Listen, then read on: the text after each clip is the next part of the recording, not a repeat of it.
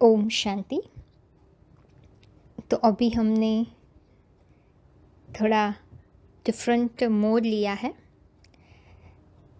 तो पिछले रिकॉर्डिंग्स में है ना, पार्ट 8 से 11 तक आपने जो भी सुना है ना, उसमें भगवान के ऊपर बात आई है। और आप लोग को लगता होगा कि यहाँ भगवान कैसे आ गया। हम तो आत्मा के उद्धार के लिए, आत्मा का मेडिटेशन करने के लिए, आत्मा का ध्यान करने के लिए पढ़ाई पढ़ रहे हैं, है ना। तो भगवत गीता में जो भगवत गीता के आधार पर ये राजयोग को समझ रहे हैं, उनको हम ये बता दें कि भगवत गीता में हर एक अध्याय का जो टाइटल है उसके साथ योग शब्द जोड़ा हुआ है ना। योग माना ही संबंध, मिलन, कनेक्शन, यूनियन, लगाव, जुड़ाव। तो अर्जुन को यह सारी शिक्षा इसलिए दी गई थी कि वो आत्मा को भगवान के साथ सही रीति से जोड़कर अपने आत्मा की जो भी अशुद्धता है वो खत्म करे और निरंतर आत्मा के धर्म में रह सके। तो भगवान को जाने बिना तो वो संभव नहीं है ना। इसलिए गीता में पहले 6 अध्याय में आत्मा के ऊपर ज़्यादा बात किया है, ध्यान के ऊपर बात किया है, आत्मिक स्थिति का। लेकिन 6ठे अध्याय में ये भी बताया गया है ना कि योग भी ज़रूरी है, माना आत्मा का परमात्मा के साथ लगाव किए बिना ध्यान अधूरा है। ठीक है। तो फिर 7वें अध्याय से भगवान के बारे में आया है ना। तो उसमें मुख्य बात यही है। यहाँ भी हमारा पार्ट्स है। पार्ट 7 से आपने देखा होगा कि हम अभी भगवान के बारे में बात कर रहे हैं, है ना। तो पहली बात, भगवान के बारे में जानना ज़रूरी है। जब तक आत्मा को भगवान के साथ सही रीति से नहीं जोड़ा है, हम निरंतर शांति का अनुभव नहीं कर सकते हैं, है ना। क्योंकि आपने जैसे देखा, मन, बुद्धि, संस्कार, है ना, काल चक्र में द्वापर युग से जो हमारे विकारी संस्कार है, देह भान के संस्कार है, वो भी डोमिनेट कर रहे हैं। वो अशुद्ध संस्कार, बुरे कार्मिक अकाउंट को हटाना होगा, है ना। हमारे अच्छे संस्कार की पालना करके आत्मा की जो 3 शक्तियाँ हैं, राइट, स्थापना, विनाश और पालना। तो स्थापना कर देंगे, पालना तभी कर सकते जब विनाश होगा, है ना। तो जो भी हमारे दुर्गुण हैं, बुरे संस्कार है, उसका विनाश करने के लिए हमें भगवान से जुड़ना होगा। तो इसलिए भगवान के बारे में सही जानकारी होना भी ज़रूरी है। और इसलिए आप राजयोग की शिक्षा में भगवान के बारे में जान रहे हैं। और जैसे हमने पहले भी आपको बताया है, भगवत गीता श्लोक्स आपको हर एक वीडियो के नीचे मिलेंगे, रेफरेंसेस।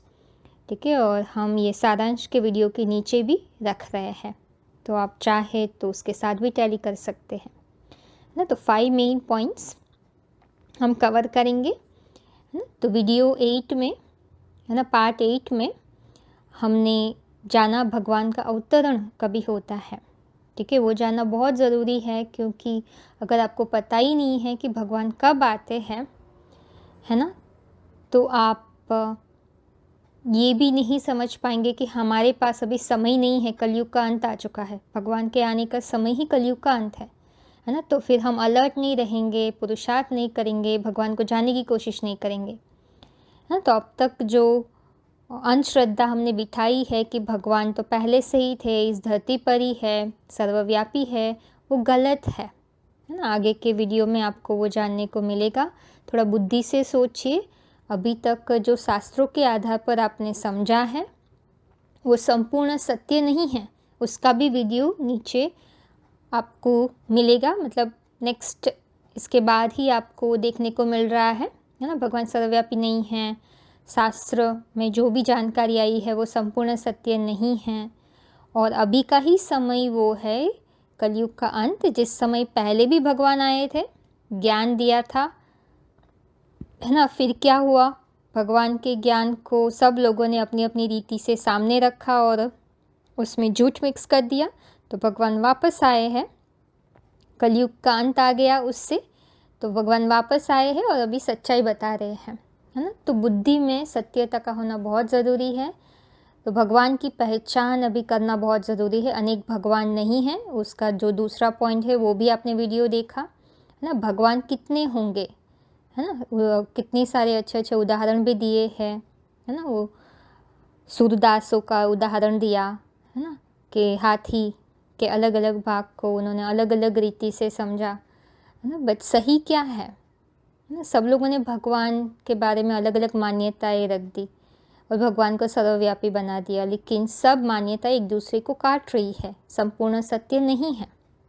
ठीक है, सच क्या है वो जानना ज़रूरी है ना। हम लोग को अलग अलग जगह पे श्रद्धा तो रख रहे हैं, लेकिन परिणाम क्या आ रहा है ना, हमें प्राप्ति तो नहीं हो रही है ना। जो भी गीता में बताई है वो भी मेडिटेशन का आपने देखा होगा। हम जब मेडिटेशन का जो ऊपर का वीडियो था उसके सारांश का बताया था, उसके डिस्क्रिप्शन बॉक्स में, कि भगवान से जुड़ने से जो प्राप्ति होनी चाहिए वो आज तक किसी को अनुभव नहीं हुई है। वो तो पता भी नहीं है कि क्या प्राप्ति होनी चाहिए, है ना। जब आप वो देखेंगे कि गीता में भी क्या प्राप्तियाँ बताई है तो आपको पता चलेगा कि हम तो भगवान से जुड़े ही नहीं हैं, है ना। अंधश्रद्धा के आधार पर हमने ऐसे विश्वास बनाए रखा है ना, लेकिन उसमें सत्यता नहीं है, समझ नहीं है ना। तो कितने भगवान हैं, भगवान अलग अलग जगह नहीं हैं, देवी देवताओं में भगवान नहीं है ना। वो हमारा तीसरा पॉइंट है, शिव और शंकर के बीच में आपने अंतर जाना है ना। भगवान कौन है, निराकार है, ज्योतिर्बिंदु है, उनका नाम शिव है। ठीक है, इसलिए शिवलिंग को ही हाथ पैर का नाक कान नहीं दिखाते हैं, बट लेकिन उसका मतलब ये नहीं कि वो शरीर में नहीं आते हैं, शरीर के द्वारा ही सबका कल्याण कर सकते हैं। शिव माना ही कल्याणकारी, उनको ज्ञान देना है तो शरीर का आधार तो लेना पड़ेगा ना, प्रकृति का आधार लेना पड़ेगा। उसके भी बहुत सारे गीता के श्लोक से, लेकिन सब में नहीं आते हैं ना। कोई संत पुरुष महापुरुष धर्मगुरु में नहीं आते हैं। तो इतने सालों तक जो भी गुरु थे, इतनी संस्थाएं निकल चुकी है, अगर भगवान के द्वारा स्थापित की गई होती तो उसमें इतना अधर्म नहीं फैला होता, है ना। भगवान जहाँ होगा वहाँ तो सत्य धर्म स्थापन होगा, भाईचारा, एकता होगी, और जो भी एक्टिविटी होगी, है ना, वो उसमें भेदभाव खड़ा नहीं होगा। तो अभी तो जहाँ देखे वहाँ भेदभाव, भोग विलास, है ना, भ्रष्टाचार फैल रहा है धर्म के नाम पर, तो वो भगवान का नहीं हो सकता है ना। और कोई भी भगवान की सही पहचान नहीं बता रहे हैं। तो इस वीडियो से आपको क्या पता चलता है कि जो देवी देवता है, मंदिर में हम जिसकी पूजा कर रहे हैं वो देवी देवता है, शिव की मूर्त नहीं बना सकते हैं। शिवलिंग में जो बिंदु है वही वो उसका असली स्वरूप है। तो अभी भगवान उनके साकार रथ में आए हुए हैं, जिसका नाम शंकर है। शंकर भी एक मनुष्य ही है। सब देवी देवताएं वो एक सतयुग में एक ऊंचे मनुष्य रहे थे, जन्म मरण के चक्र में आकर अभी वो भी तामसी हो गए हैं ना। इतने जन्मों तक हम देवी देवताओं की पूजा करें, सोचिए हमारी बुद्धि नीचे क्यों गिर रही है, क्योंकि वो लोग भी अभी तामसी बन चुके हैं, है ना। जिनकी भी हम पूजा करें, एक समय पे पवित्र थे, तो वो सब मनुष्य है, लेकिन सत्व रजो तमो से गुजरकर वो भी अपवित्र बनते हैं। एक भगवान ही है जो अपवित्र नहीं बनते हैं।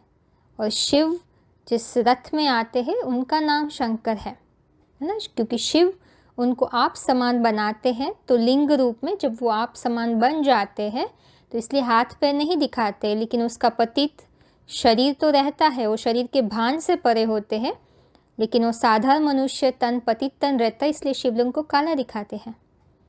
तो समझने की बात है कि हम शरीरधारी के रूप में भगवान को याद कर रहे हैं, लेकिन हकीकत में भगवान देवी देवताओं की कैटेगरी में नहीं आते हैं। और शंकर में हमें शिव को याद करना है। वो शंकर कौन है उसको जानना ज़रूरी है। वो भी इस धरती पर ही है। उनकी मूर्त बनाकर हम पूजा करेंगे वो हकीकत नहीं है। जब वो प्रैक्टिकल में है और भगवान अभी उनमें आए हुए हैं, पत्थर की मूर्ति में भगवान नहीं है, वो व्यक्तित्व अभी है। और जब पिछले कल्प में आए थे उसकी यादगार में ये मूर्ति बनी है, बट अभी वही जो हो चुका है वो अभी वापस रिपीट हो रहा है। वर्तमान में भगवान बता रहे हैं कि शंकर कहाँ है इस धरती पर, वो मनुष्य कहाँ है जिसमें भगवान आए हैं, जो मनुष्य सृष्टि के पिता है, ठीक है, हीरो पाठधारी है, जो तपस्या करके भगवान समान बनते हैं, इसलिए शिव शंकर को एक कहा गया है। लेकिन शंकर शिव नहीं है, है ना, तो वो भी समझना है, बातचीत करके और क्लियर समझ सकते हैं। तो ज़रूर आगे बढ़िए इसको जानने के लिए। अगर ये नहीं जानेंगे तो हम भगवान तक नहीं पहुंच पाएंगे, शक्तियाँ प्राप्त नहीं कर पाएंगे, ठीक है।